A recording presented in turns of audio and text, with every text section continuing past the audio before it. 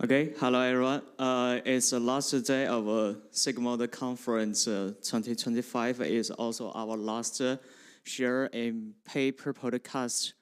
Today is such honor that we have Dr. Huang Kai-sung to share his talk, his work in SIGMOD this year, and it's a SIGMOD Best Paper Award. So yeah, it's very looking forward. And Dr. Huang is assistant professor in Department of Computer Science, University of Calgary, Canada. His research interests are mainly focused on the database engines, transaction processing, storage, management, and disaggregation systems. So let's have the mic and yeah, welcome.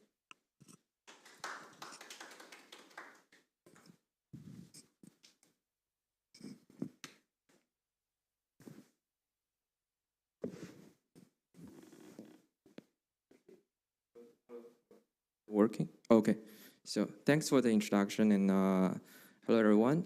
Today I'm going to talk about low latency transaction scheduling via user space interrupts. And this is a joint work with my collaborators at University of Buffalo, the State University of New York, and Penn State University. So in modern memory optimized database systems, it is desirable to run heterogeneous workloads. These workloads can easily keep all the CPU cores busy. And in this example, queries like viewing spending report by user can easily dominate all the CPU cores. And the execution time of such an analytical query usually is around millisecond scale. So at the same time, users can issue transactional queries like placing an order or making a payment to the very same system running in a shared environment. And these transactions usually have higher priority and their execution time is around microsecond scale. So when there's no CPU cycles, because all the transactions queries are containing for CPU resource, when there's no CPU cycles, how do we responsively execute high priority transactions? One conventional approach is FIFO-wait. Transactions need to wait in a FIFO queue for the very next available CPU core. And the wait time can be unknown, like tens of milliseconds or even longer, or seconds or minutes, because most of the cores are occupied by long-running transactions. So this could easily cause very long delay from the emission control for the high priority transactions. And cooperative scheduling could be useful for reducing such a emission delay. And in this approach, a transaction voluntarily yield its CPU to other computing tasks. For example, in our case, we want the low priority transactions yield its CPU to the high priority transactions. So on this slide, there's a low priority. So this is an example of a low priority transaction. And it could yield after scanning a range or accessing a few records. However, the yield frequency needs to be tuned for a potential latency improvement. So in our micro benchmark, the low latency transactions could yield after, in our case, we set it to after every 1 record read or 10,000 record read or 100,000 record reads. And in this micro benchmark, we can easily observe that the latency of high priority transactions using yield actually varies a lot at different yield frequencies, which means in general, the effectiveness of cooperative scheduling is actually very dependent on system and workload, which makes it very hard to tune for heterogeneous workloads. So the most intuitive way is to do preemption.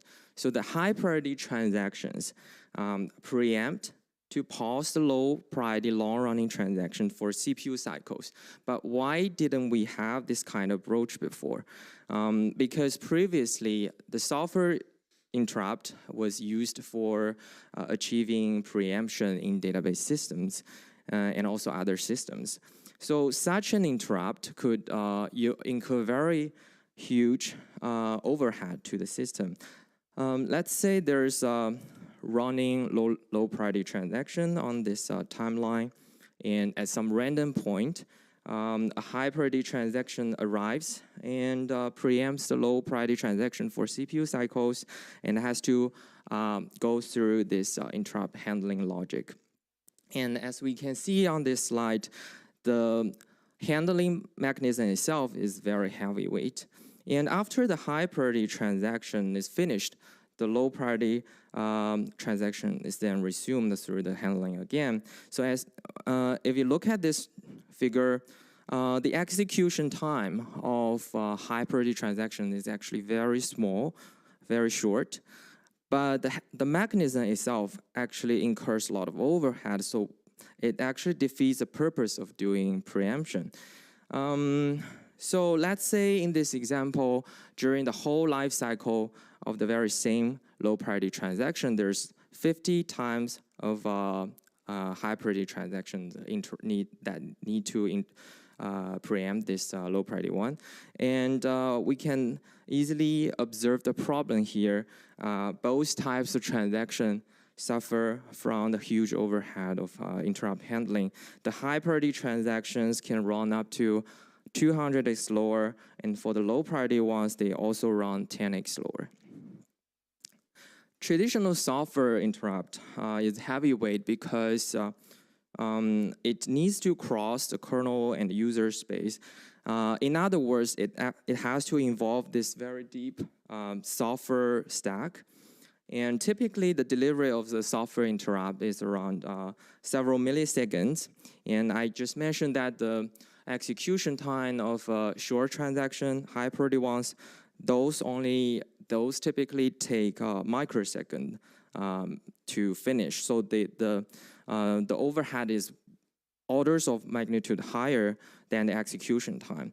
So ideally, we want the interrupt mechanism itself to be lightweight enough to have negligible impact on all the transactions.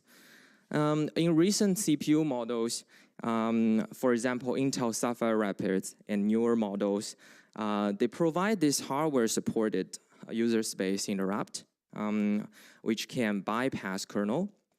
So from the left-hand side to the right-hand side, as we can see from this illustration, bypassing kernel can reduce a lot of software stack, and therefore the latency of delivering interrupt will be reduced from several milliseconds down to 1 microsecond. So another reason that discourages from doing preemption in the traditional database systems is because they typically use pessimistic logs.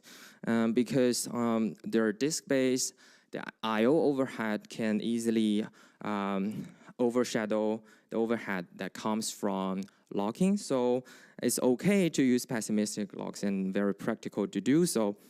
But using pessimistic logs means that when we allow preemption to happen after a transaction is holding a log, it could easily trigger deadlocks. But the situation has changed. In modern memory-optimized database systems, they typically use optimistic logs or non-locking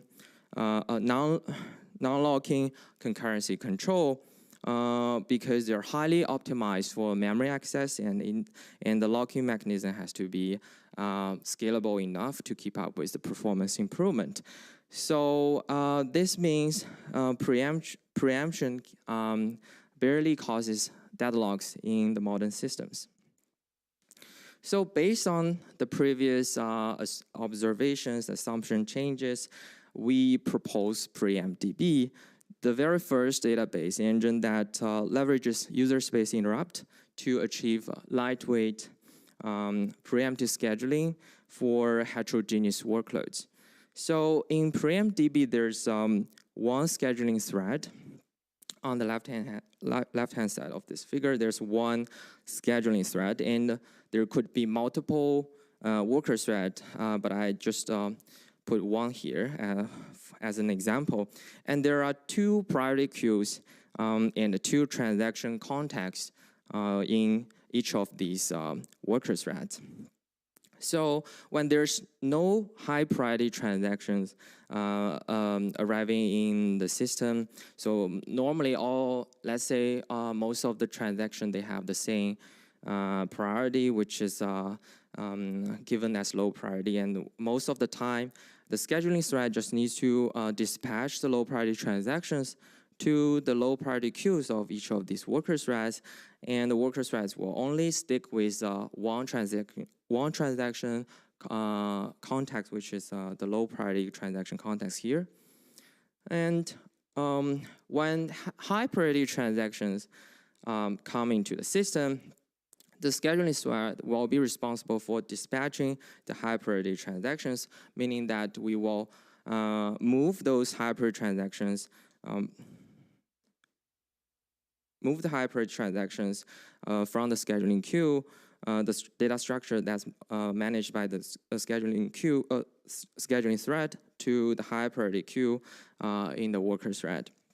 And then immediately after high priority transactions are assigned to a suitable sort of victim of preemption, we would trigger we would ask the scheduling thread to send a user interrupt immediately, so that this low priority transaction context can be interrupted.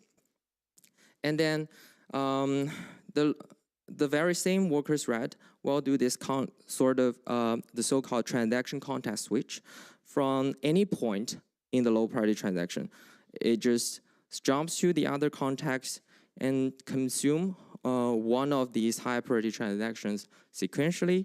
And after all the high priority transactions are consumed or finished, it will switch back to the low priority transaction context. Resume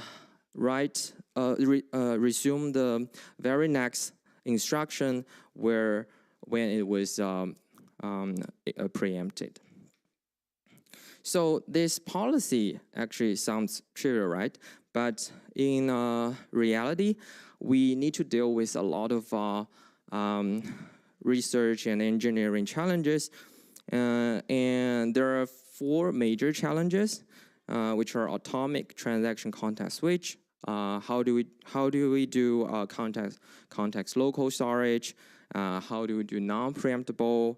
How do we support non-preemptible region for the transaction? And also, we need to be careful about starvation. So in the first challenge, atomic transaction context switch, in preemptDB, we actually implemented transaction context switching logic all by ourselves. So there are 2 types of context switch. One is the passive context switch from the low priority context to the high priority context. So step 1 here means that at any point in time, there could be a new high priority transaction that's admitted into the system that could preempt any running transaction on this CPU core at any random time. So when this happens, step 1 means that there's the worker thread receives the interrupt signal. So it will immediately be trapped into the handler function. So this is all automatic, guaranteed by the hardware. So when the worker threads start to execute the logic in the handler, which is step 2 here, we do the context switch. There are mainly 2 steps: prepare the running environment, or prepare the stack for the high priority context, and also save the original context, like the low priority context, so that later we can restore all the states in the low priority context. So and then this process from low priority context to the high priority context is what we call passive context switch. And also, after all the transactions or any kind of computing tasks are done in the high priority context, we need to voluntarily, actively switch back to the preempted low priority context, which is step 3 here. And in this step, we implement another context switch logic, which is what we call active context switch, transaction context switch in our paper. So regardless, like I just said before, the essence of a context switch is just pushing, means saving all the registers of the CPU, and then restoring all the states of the next context, like by popping the values back into the registers in the CPU. And then we do a UI return or a jump to return from the handler function. So what does it mean, atomic? By atomic, we're actually saying this process, the context switch process, cannot be interrupted, because if you're doing context switch, these are all intermediate states of the register. So if you allow another interrupt to happen in the middle of the context switch, then it could corrupt the stacks again.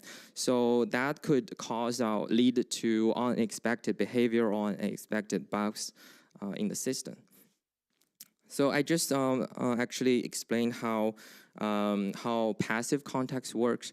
And so then how do we achieve atomic passive context switch? How do we guarantee the atomicity for passive context switch? Here, for this one, it's actually easy, because the atomicity is actually automatically guaranteed by the hardware itself. Because whenever a thread is trapped in the user interrupt handler, which is provided by Intel, it will automatically disable the channel for receiving interrupt from any other threads or processes. So then we don't need to worry about in the middle of the passive context switch, there's another one that trying to interrupt. But for the other way around, from the high priority context back to the low, we use this manually use this manual approach, which means at the very beginning of context switch, we use a CPU instruction to disable the interrupt channel, so that nothing could be received from the worker thread. And then we do prepare stack and change stack, and then before we return from the function, we need to re-enable the user interrupt instruction. Otherwise, we don't know where the next line or where the next instruction is when we resume back to the previous context. So we have to re-enable it before we return from the function. But that actually leaves a gap here. So the very last instruction here, as you can see, is not protected by the disable and enable section. So how do we prevent this instruction, very last instruction, from being interrupted? Is that we do an instruction pointer check in the user interrupt handler. Which means that we still allow interrupt to happen. We allow interrupt to preempt this jump instruction. It's just when the other interrupt happens, it needs to check whether it is actually preempting the wrong place. So if so, the interrupt will voluntarily drop itself so that it can guarantee the atomicity here. So the second challenge is that we need to provide or save the thread local storage attribute or functionality in the existing code. So a database engine and its dependent running libraries like glibc, glog, boost, any other third-party libraries, and also the kernel engine that implemented by the the engineers themselves often use this thread local storage feature provided by the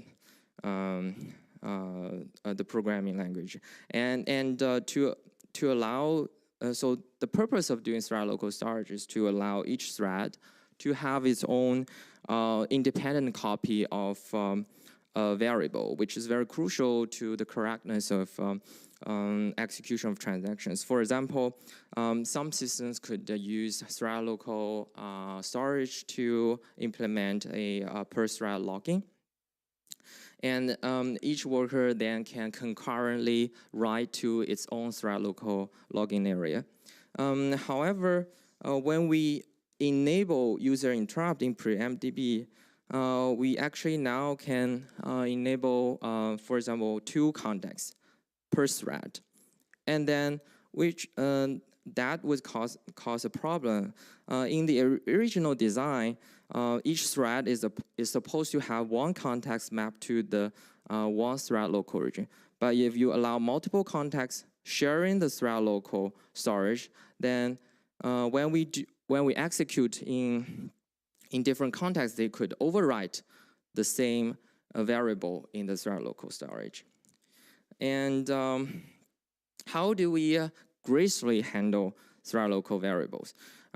So actually at the early stage of the project, we thought about just doing it in a very brutal approach where we can just revert all the thread local design and just keep a sort of static array for a shared variable and manually map it to context.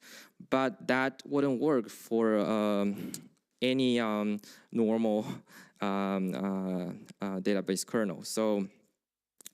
So then we started to think about, can we just create 1 context local storage for each of the contexts we create for the thread.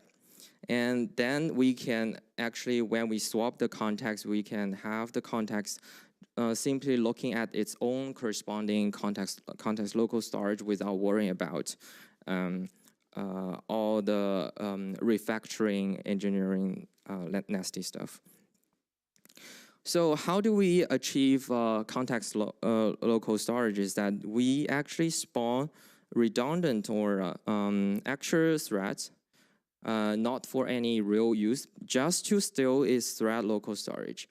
And then after we steal the address of the thread local storage, we keep a record of its address in this thread, which means the context 2 here is actually using the thread local storage in a redundant thread, and this context is never used. What's happening under the hood is that when we remember that we have to do context switch during the handling logic. So in the handling logic, one thing it does is we update the FS and GS registers. So the FS GS registers, they're specifically used for remembering the memory address of the original TLS, which is now called CLS. So when we swap, we just need to update the address so that the context will look at its corresponding local storage. So in this way, we actually don't really need to change any existing code because, for example, let's say in C++, there's a modifier called thread underscore local. And if we support this context local storage switch in our handler, then the existing kernel code actually doesn't need to change the modifier. It just runs fine. And the third challenge is supporting non-preemptive region. Okay, so in real-world systems, there's still region in code where a transaction must not be preemptive. For example, a single thread deadlock on the same latch could happen because now we have multiple contexts in one thread.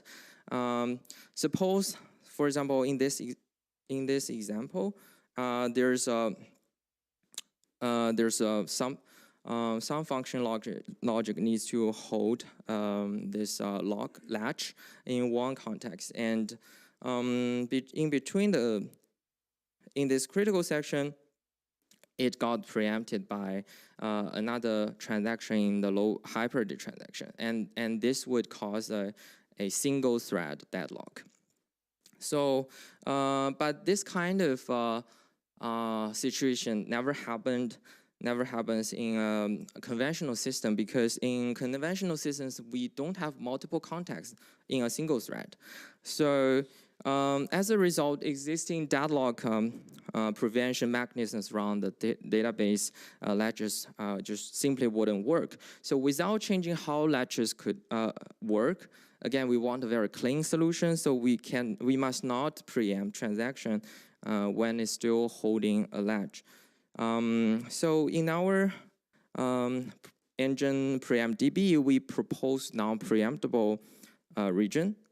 So here we can see I just popped up the context log. So we use these context logs that we implement by ourselves to guard this critical section, so that whenever the code runs into the non-preemptible region, it doesn't need to worry about another preemption. Again, so what's happening under the hood is that we are actually not disabling the worker threads or the receiving threads from receiving incoming user interrupt. What actually happens is that in the handler logic, we actually check whether the context log bit is set. So if the log bit is set, before we actually doing any substantial handling logic below, we can early return from the user interrupt, which means that it could return back to the earlier context as if nothing had happened.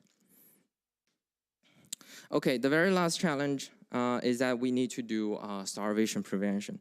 So let's go back to the high-level workflow here, and we can see that if we allow high-priority transactions to preempt the low-priority transaction, which means if there's like a constant stream of high-priority transactions, like it keeps preempting this very same query, let's say, then the low-priority transaction would starve, because all the CPU cycles are stolen for the high-priority transactions, which is actually a real case, but we still need to deal with this case.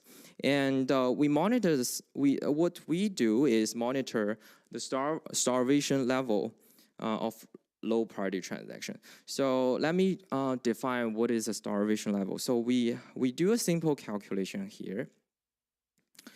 For example, so all the green bars are the CPU cycles from the same low priority transaction, let's say, and at the start of this low priority transaction, we just click the timer, and I start to collect how many CPU cycles have been used, and then at any random point, we can calculate how many these orange cycles are there in the total, like up to the point where it's preempted. For example, let's say a preemption happened between at T1, this capitalized T1 here, and we can calculate how many high priority transaction cycles are used and divided by the total cycles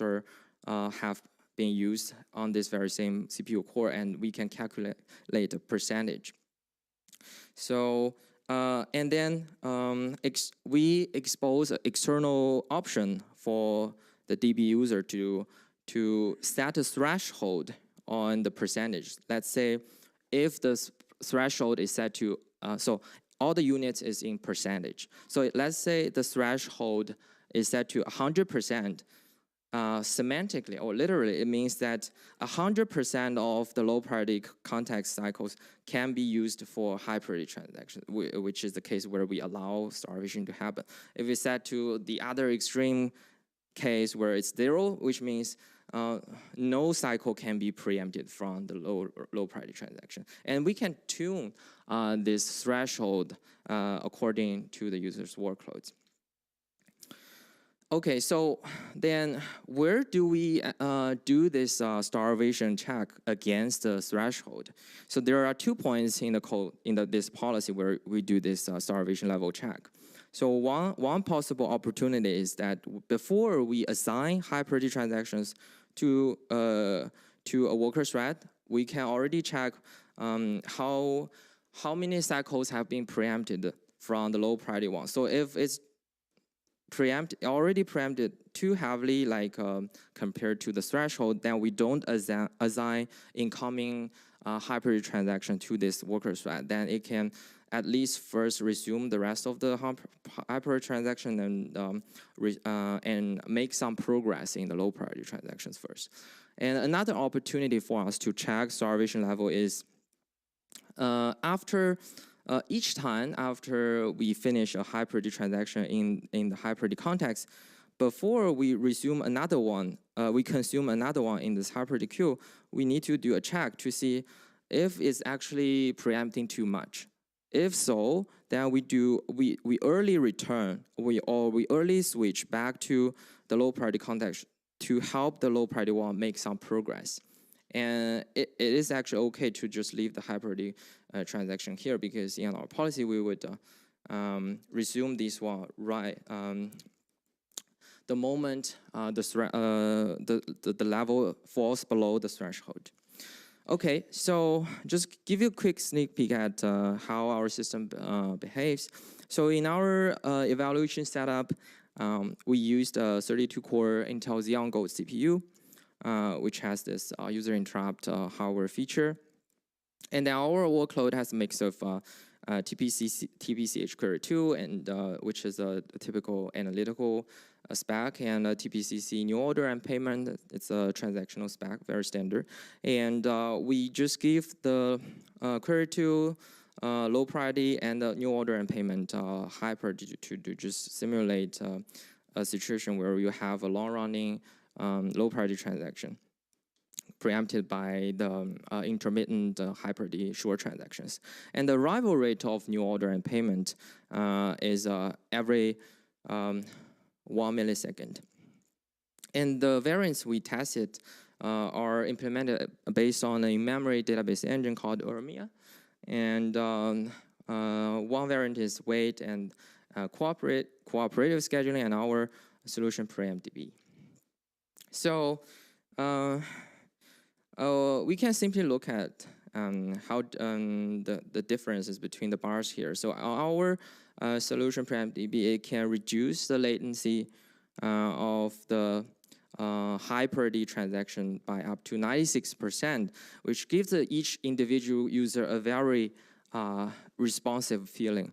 So what actually reduced from the execute or the end-to-end latency is the admission latency, as we discussed before. If the CPUs are busy and we want to just steal CPU cycles to immediately serve high priority transaction, and that's the outcome that we want to achieve. And when we look at the preempted transactions, so we don't want to heavily impact the low priority transaction as well, and we can see that actually they're doing fine, because the high priority transaction, their orders of magnitude lower, their execution time is like shorter, orders of magnitude higher, shorter than the execution time of the long-run transaction themselves. So they barely noticed the added overhead. And if you look at the throughput numbers, throughput-wise, PreemptDB is still very scalable across different numbers of threads. And also, our approach, PreemptDB, is also on par with other approaches. So we don't actually trade throughput for latency, because in a lot of research, there's sort of a design trade-off here where we have to, if we prioritize latency, then we need to sacrifice, make a compromise for throughput, or the other way around. But in our case, we can achieve both. So in summary, non-preemptible scheduling can lead to long admission control latency, and our solution achieves preempting the long-running queries to steal CPU cycles to immediately serve the high-priority transactions. And our engine is the first one that leverages user space interrupts to enable both practical and efficient preemptive mechanism themselves, and also the scheduling policy. So our code is open sourced on GitHub. Thank you for listening, and I'm happy to answer your questions. Okay, any question?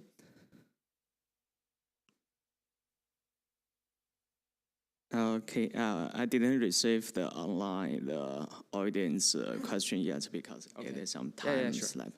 So, okay, let's welcome. Let's thank you again. Okay. Yeah, Dr. Huang gave us so nice talk. Yeah, thank you. Okay, thank you. Thank you.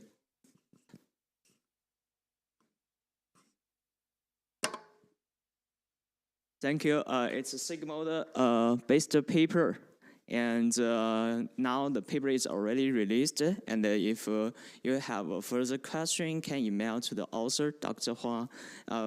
Perhaps we will check the email and answer the questions.